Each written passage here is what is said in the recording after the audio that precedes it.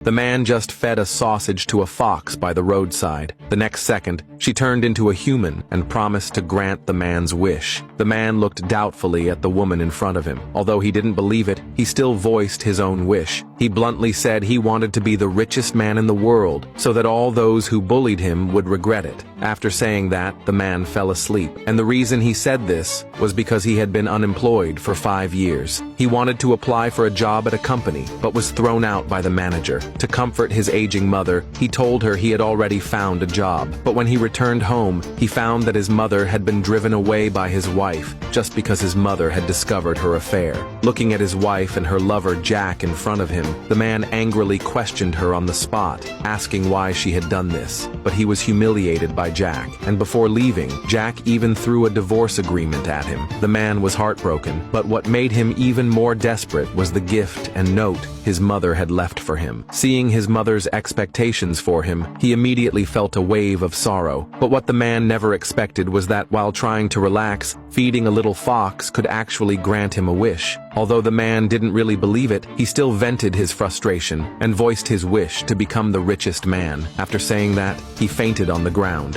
When he woke up the next morning, he thought that the strange experience from last night was just a dream. At that moment, his phone suddenly received a text message showing that $300 billion had been deposited into his account. But he simply didn't believe it was real, thinking it was just a scam message. But the next second, his phone rang again. When he answered, he heard the caller telling him to take over as chairman of the first consortium. The man still thought it was a scam call, but in order to fight back against the scam, he told the caller that he would take over tomorrow and demanded 20 luxury cars worth $1 million each. After that, he put on the gift his mother had given him and once again prepared to apply for a job. Little did he know, the messages and calls were all real. The wish he made last night had already come true, and the little fox he met yesterday was actually the founder of the first consortium. Having been injured by a beast, after being saved by the man, she promised to help him fulfill his wish. At that moment, the woman had already learned about the man applying for a waiter job and was instantly shocked. She immediately ordered the vice president to welcome the chairman. Meanwhile, the man ran into an old classmate working as a hotel manager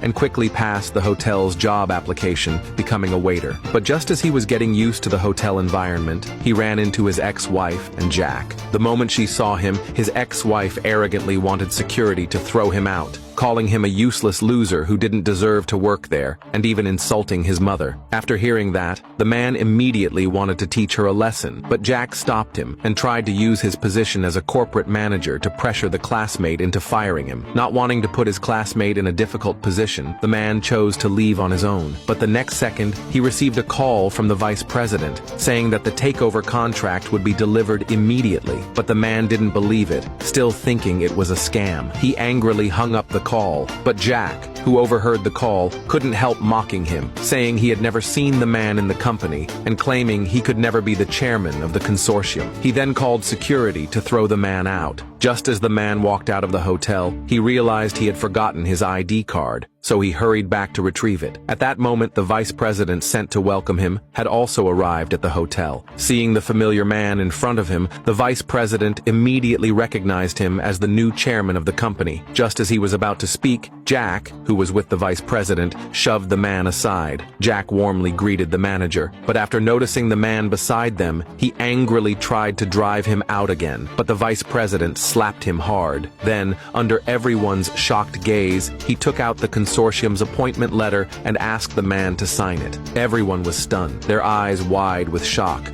unable to believe that the man was the new chairman. Even the man himself doubted if it was real. He insisted he wasn't a chairman, and then left the hotel. But what the man didn't expect was that his classmate also left the hotel with him. Hearing his classmates teasing, the man instantly felt embarrassed. Just as he didn't know what to say, he heard his classmate invite him to attend the consortium summit, saying the only reason she worked as a manager there was to get an invitation to the summit to save her company from bankruptcy. After hearing this, the man agreed without hesitation and even came up with the idea of pretending to be the chairman to help his classmate secure a deal. But his classmate stopped stopped him, saying that if they were discovered, they would be blacklisted by the consortium. But the man told her not to worry, saying that even the vice president hadn't noticed he wasn't the chairman, so dealing with a partner company would be no problem. Little did they know, he was in fact the real chairman. The next day, the man, dressed properly, arrived outside the banquet hall. Just as he was about to go in, he ran into Jack again. Jack still didn't believe in the man's identity, saying he had no right to enter the banquet hall, and even demanded proof of funds. Hearing this, the man instantly felt guilty, saying he hadn't brought his bank card, but his ex-wife exposed him, snatching his bank card and handing it to a nearby waiter. What shocked everyone was that the man's card actually had $300 million in assets.